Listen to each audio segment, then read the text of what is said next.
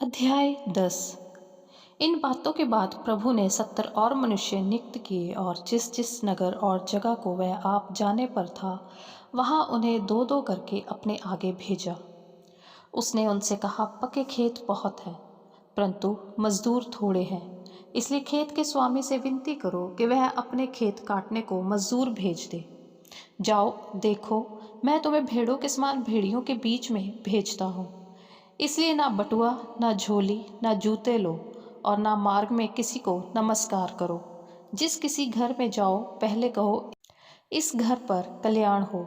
यदि वहाँ कोई कल्याण के योग्य होगा तो तुम्हारा कल्याण उस पर ठहरेगा, नहीं तो तुम्हारे पास लौट आएगा। उसी घर में रहो और जो कुछ उनसे मिले वही खाओ पियो, क्योंकि मजदूर को अपनी मजदूरी मिलनी चाहिए। घर घर ना फिरना। जिस नगर में जाओ और वहाँ के लोग तुम्हें उतारे और जो कुछ तुम्हारे सामने रखा जाए वही खाओ। वहाँ के बीमारों को चंगा करो और उनसे कहो, परमेश्वर का राज्य तुम्हारे निकट आ पहुँचा है।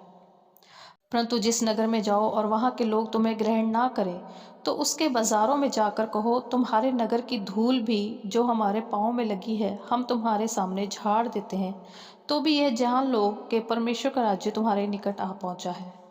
मैं तुमसे कहता हूँ कि उस दिन उस नगर की दशा से सदोम की दशा अधिक सहने योग्य होगी।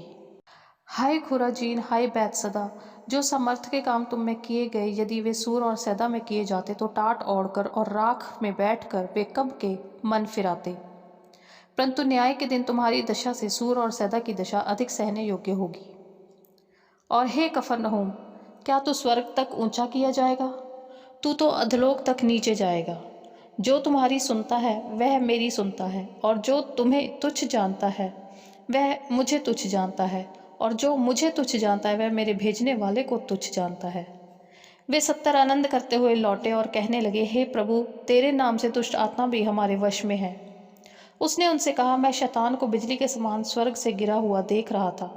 देखो, मैंने तुम्हें सांपों और बिच्छुओं को रोकने का और शत्रु की सारी सामर्थ पर अधिकार दिया है, और किसी वस्तु से तुम्हें कुछ हानि ना होगी। तो भी इससे आनंदित मत हो कि आत्मा तुम्हारे वश में है, परंतु इससे आनंदित हो कि तुम्हारे नाम स्वर्ग पर लिखे हैं। उसी घड़ी वह पवित्र आत्मा में होकर आनंद से भर गया और कहा, हे पिता, स्वर्ग और पृथ्वी के प्रभु, मैं तेरा धन्यवाद करता हूँ कि तूने इन बातों को ज्ञानियों और समझदारों से छिपा रखा और बालकों पर प्रगट किया। हाँ हे पिता, क्योंकि तुझे यही अच्छा लगा। मेरे पिता ने मुझे सब कुछ सौंप दिया है, और कोई नहीं जानता कि पुत्र कौन है, केवल पिता, और पिता कौन है यह भी कोई नहीं जानता, केवल पुत्र के और वह जिस पर पुत्र उसे प्रगट करना चाहे। तब चेलों की ओर मुड़कर अकेले में कहा, धन्य है वे आंखें जो ये बातें जो तुम देखते हो देखती हैं। क्योंकि मैं तुमसे कहता हूँ कि बहुत से भविष्यवक्ताओं और राजाओं ने चाहा कि जो बातें तुम देखते हो देखे पर ना देखी, और जो बातें तुम सुनते हो सुने पर ना सुनी। और देखो, एक व्यवस्थापक उठा और यह कहकर उसकी परीक्षा करने लगा, हे गुरु, अनंत जीवन का वारिस होने के लिए मैं क्या करूं? उसने उससे कहा, व्यवस्था में क्या लिखा है, तू कैसे पढ़ता है? उसने उत्तर दिया, तू प्रभु अपने परमेश्वर से अपने सारे मन और सारे प्राण और सारी शक्ति और सारी बुद्धि के साथ प्रेम रख, और अपने पड़ोसी से अपने समान प्रेम रख। उसने उससे कहा, तूने ठीक उत्तर दिया, यही कर तो तू जीवित रहेगा। परंतु उसने अपने आप को धर्मी ठहराने की इच्छा से यीशु से पूछा, तो मेरा पड़ोसी कौन है?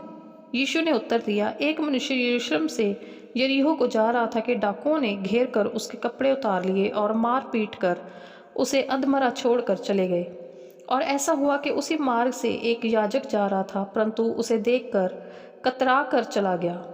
इसी रीति से एक लेवी उस जगह पर आया, वह भी उसे देख के कतरा कर चला गया। परंतु एक सामरी यात्री वहां से निकला और उसे देखकर तरस खाया। उसने उसके पास आकर उसके घाव पर तेल और दाखरस ढालकर पट्टियां बांधी और अपनी सवारी पर चढ़ाकर सराय में ले गया और उसकी सेवा टहल की। दूसरे दिन उसने 2 दिनार निकाल कर सराय के मालिक को दिया और कहा, इसकी सेवा टहल करना, और जो कुछ तेरा और लगेगा वो मैं लौटने पर तुझे भर दूंगा। अब तेरी समझ में जो डाकुओं में घिर आया था, इन तीनों में से उसका पड़ोसी कौन ठहरा? उसने कहा, वही जिसने उस पर दया की। यीशु ने उससे कहा, जा, तू भी ऐसा ही कर। जब वे जा रहे थे तो वह एक गांव में गया और मार्था नामक एक स्त्री ने उसे अपने घर में उतारा।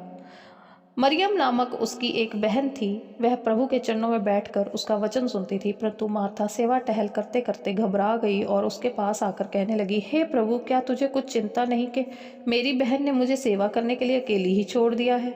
इसलिए उससे कह कि मेरी सहायता करे। प्रभु ने उसे उत्तर दिया, मार्था, हे मार्था, तू बहुत बातों के लिए चिंता करती है और घबराती है, परंतु एक बात आवश्यक है और उस उत्तम भाग को मरियम ने चुन लिया है जो उससे छीना ना जाएगा।